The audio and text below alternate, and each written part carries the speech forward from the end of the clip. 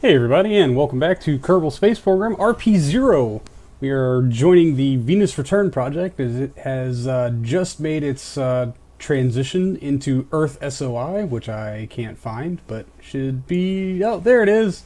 Home! Glorious home. It's been flying around for almost 6 years. 5 years and 213 days. And it is just one last trek or two away from hopefully being the first thing sent into deep space to be recovered. At least that is the plan. I'm not entirely sure how well it's going to go, but we need to first make a small maneuver, about 10.7 meters per second. And I moved all the fuel into this central core so that we can have the thrusters being back here will be offset from the center of mass and give us some kind of control authority, which is awesome, because we did not have that control authority when it was full of fuel and trying to leave Mars. So we're just going to get ourselves pointed at the node, trying to be super delicate about it. We don't have a whole lot of fuel left. We certainly have enough to make an 11 meter per second burn. At least, God, I'm hoping. Let's double check this. Oh yeah, we got 73 meters per second left in the tanks here. But that maneuver is 6 hours away. So currently I just want to monitor our periapsis here at Earth and hopefully bring that down a bit. Wow, that moves really fast. Super thankful for the infinite ignitions of this 1 kilonewton thruster. Because, man, we cannot afford to mess this up. I mean, if we have to take a second lap, we have to take a second lap, but... Oh, come on. 98. 70.674. That's what we're going to go with. Alright, and hopefully it won't cause us too much concern, but I'm going to let this thing slowly rotate. Oh, I went the wrong way. Dang it. We need to be pointing to our prograde vector because this is the front here with this nice heat shield. And looks like we'll be hitting the atmosphere in about a day. Oh, it went up to 72. Hopefully. I guess I'll just write a boot sequence so that if we come out the other side, we can just... I don't know, angle ourselves in and go to town from there. Although I really don't know if this thing's going to be able to stay pointed in the correct direction during reentry. There's just not a whole lot to it. So I'm assuming the heat shield's the heaviest part at this point. And so hopefully just the sheer weight of that will keep us angled in. But, you know, I don't really know. So, we're just going to deal with this nice, long, slow rotation so that I can spare the fuel. What do we have left? 64 meters per second. I imagine we'll be using most of that to keep our angle as we re-enter. I'm going to unceremoniously use time warp to stop the rotation, because I don't use persistent rotation on this install. Good for me. Alright, well, let's take a look here at the map. Oh, periapsis has gone up to 85 kilometers? That is entirely too high. Oh, no. Whoa, that says 189. Oh, because we're going to fly by the moon. Oh, no. That isn't going to get us anywhere. Stupid moon. It's screwing up absolutely everything. I guess that is our unadjusted periapsis, and that is our periapsis after we leave the moon. Oh no. So we're going to have to make another adjustment here. Actually, let me set up a node just to make sure that I don't accidentally rotate in the wrong direction. That would be silly, wouldn't it? Add maneuver. I really thought that this took into account how the moon would fling us around a little bit. seeing as how we've got the telemetry for it and whatnot. I guess I was wrong. But it shouldn't be... Oh, that's to 17. Good grief. 22. So I guess I am probably going to have to do this from the map view 35. I don't know. We'll take a gambit here and try to run it for 65. Alright. So, KSP being extra wonky on me today. It'd be nice if that was just a clean single thruster angle, but I don't really have roll control, so we don't have a means of adjusting for that. We're just going to have to deal with the 1.4 meters per second. I'm not sure I can get so little thrust out of these engines.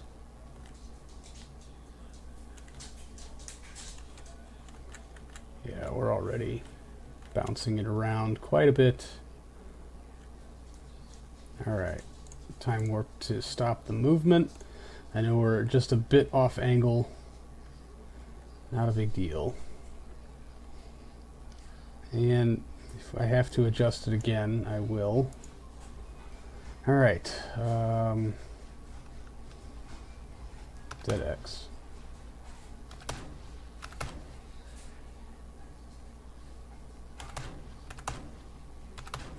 62. We'll roll with that. I guess I'm just going to not reorient until we're a lot closer. That way it has a lot less of an effect on our heading than it would currently. So, you know, here's hoping. So we just need to now fly past the moon. Oh, that angle got all weird real quick. Oh boy. So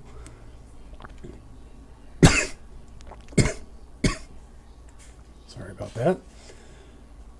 Oh boy.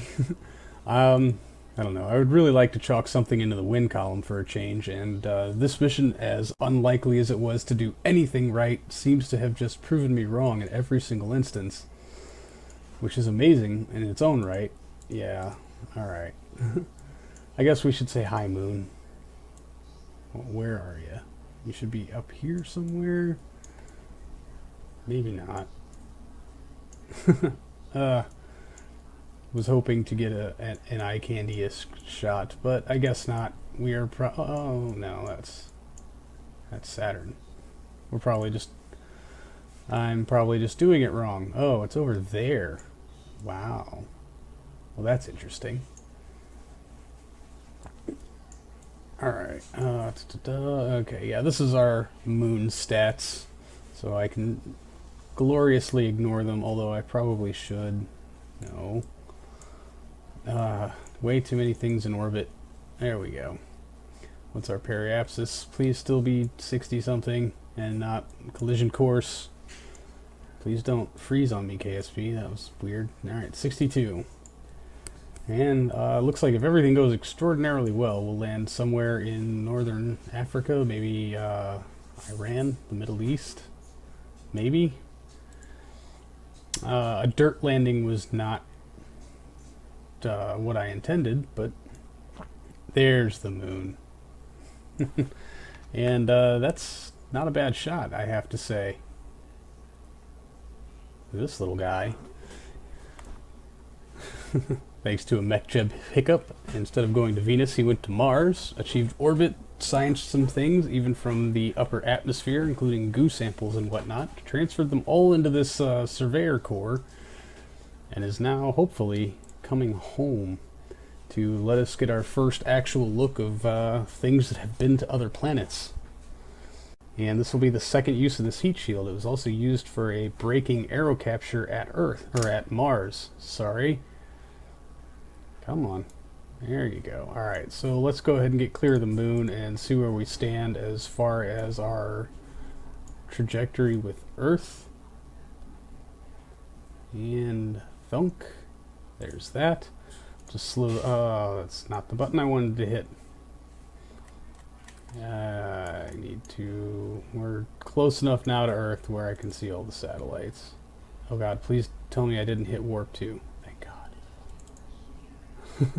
Oh, that would have been tragic. Alright, 62 in 11 hours. So I guess we're going to warp in a little closer.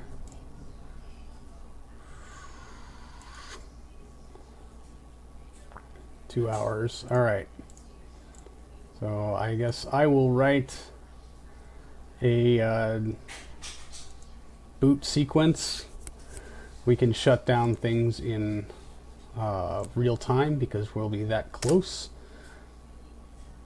Alright, what was it? I forgot already. Yes, there we go. Come on. Alright, 1 hour 42 minutes. So I don't want the boot sequence to go off while we're re-entering. We'll give that maybe a 20-minute window.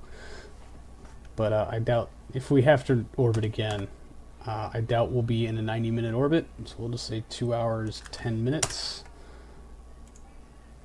And, oh, the solar panels will not be...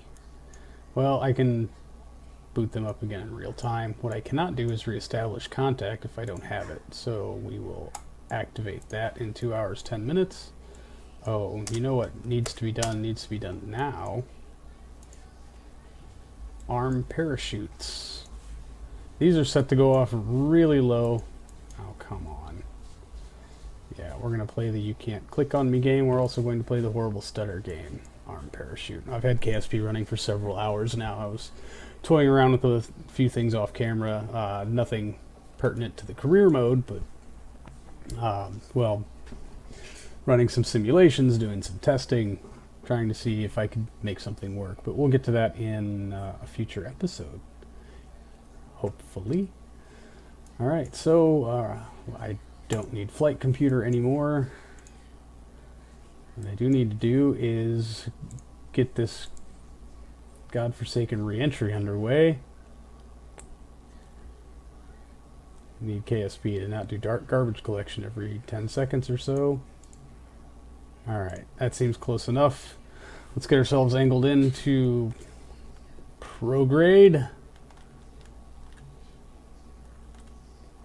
Hopefully not use up the last of our fuel while doing it.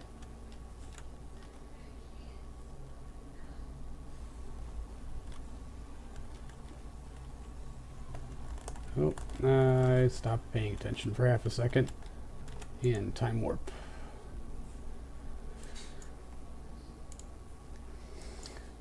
Well, alright, just one last double check here. Oh, come on. Yeah, there we go. 62,922. Is that going to be too low? I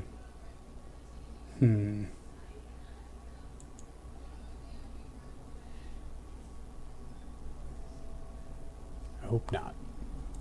But that is a beautiful shot, I have to say. Wow.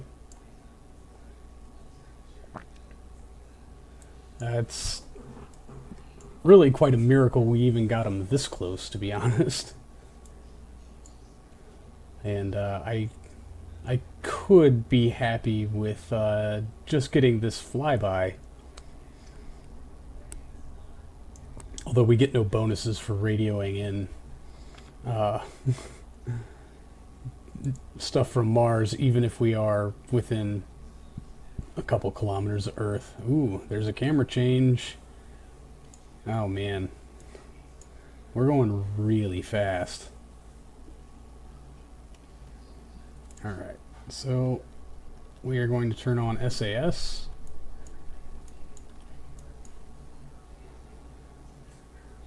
How's our battery looking? Fully charged. Don't play the You Can't Click on Me game right now. Retract. Does that leave us still charging? It does. Awesome. We only need one panel to keep this thing working. Man, and we still got quite a ways to fall. This is going to be interesting. We've used .01 of our ablator while Aero capturing at Mars.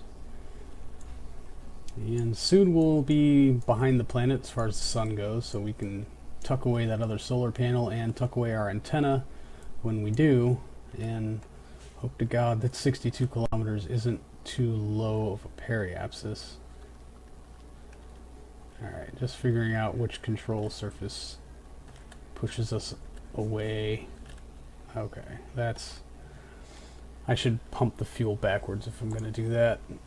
22 seconds of burn time. Man, 12 kilometers a second. Holy crap. Yeah, the very small amount of fuel we have left being used to slow down would not do us a lot of good, because we'd have nothing left to turn around. Even if we did, we'd have nothing left to keep us angled in during our re-entry here. Which, holy crap. I'm thinking we're probably going to be close to 13 kilometers a second when we hit the atmosphere. 62 kilometers might be way too low. Wow.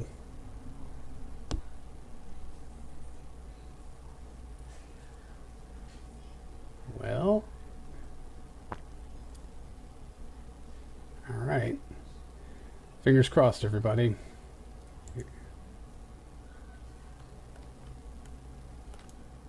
Here goes nothing.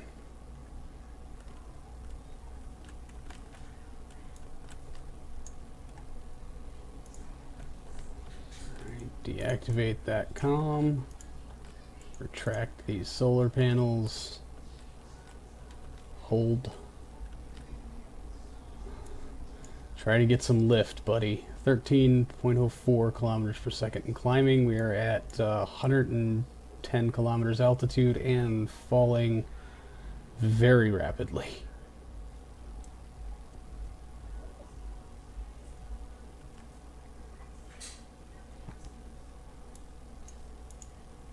Yeah, we're starting to burn some ablator. Oh, please don't fight with me. Please don't tumble out of control. Please stay heat shield into the wind.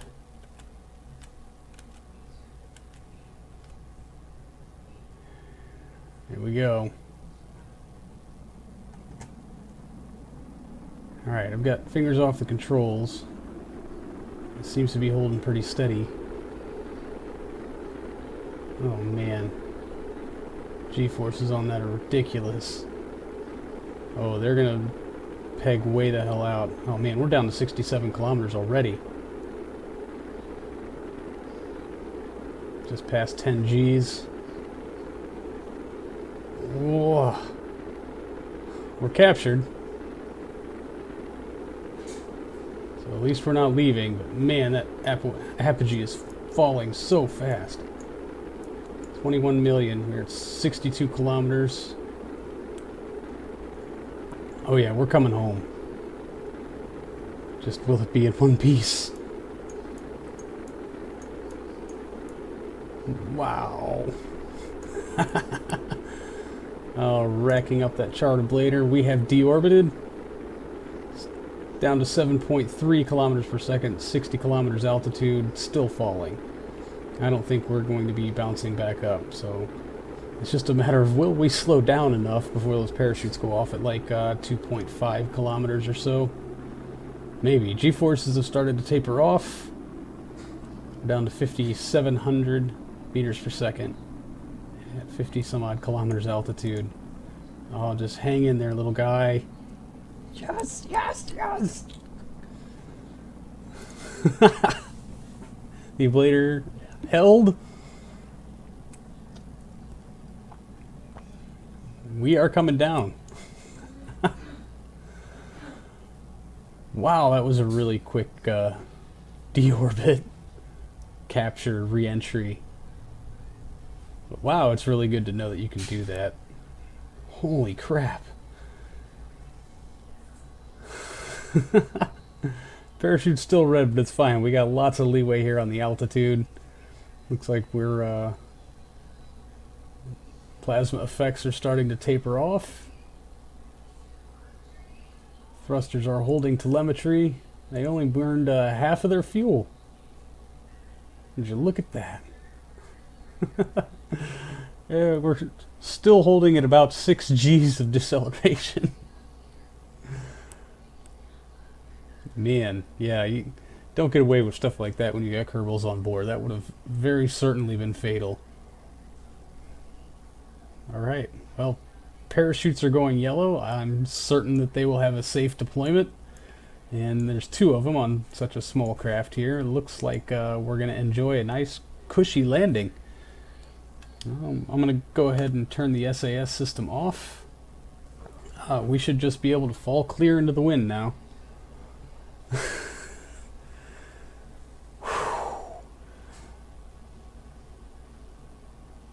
I'm not going to count my chickens before they hatch, but holy crap, I cannot believe this worked.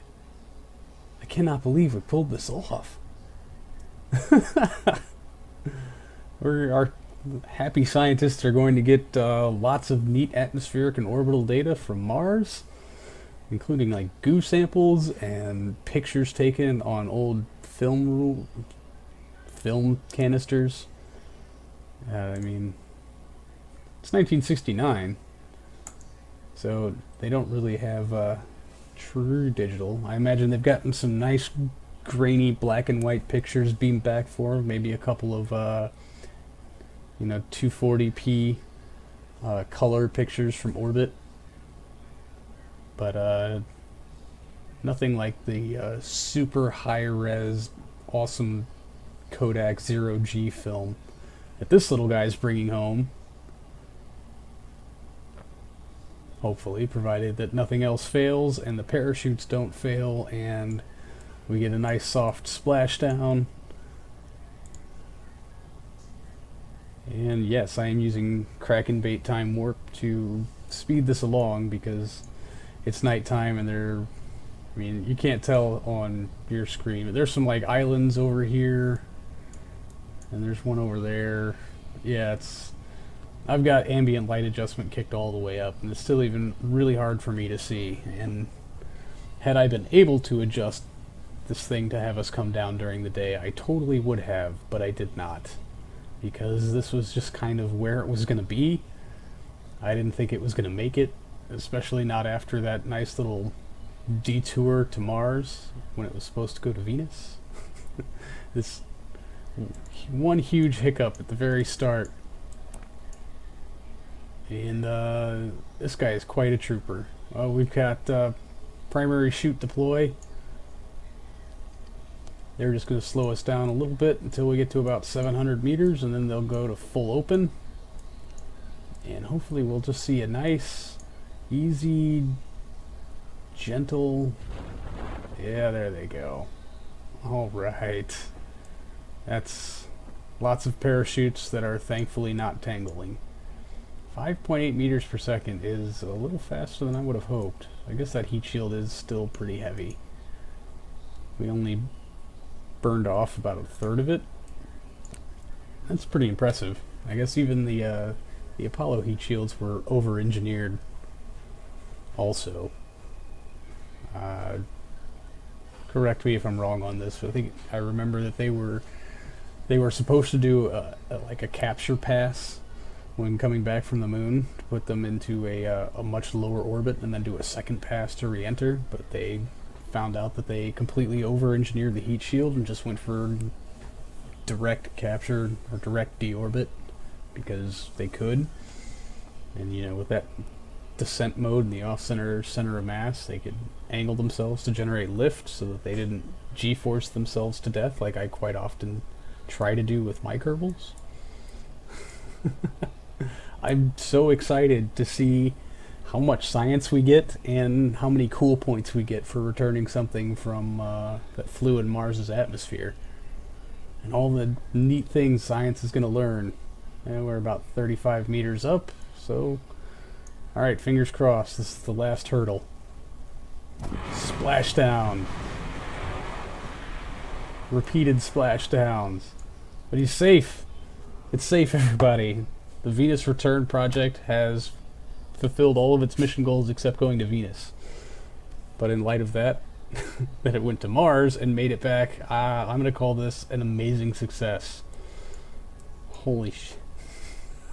Yes! Oh, it feels so good to put something in the win column. Finally, something to put in the win column. Let's recover vessel and see what we get for this. Alright, well, 502 science earned, not bad.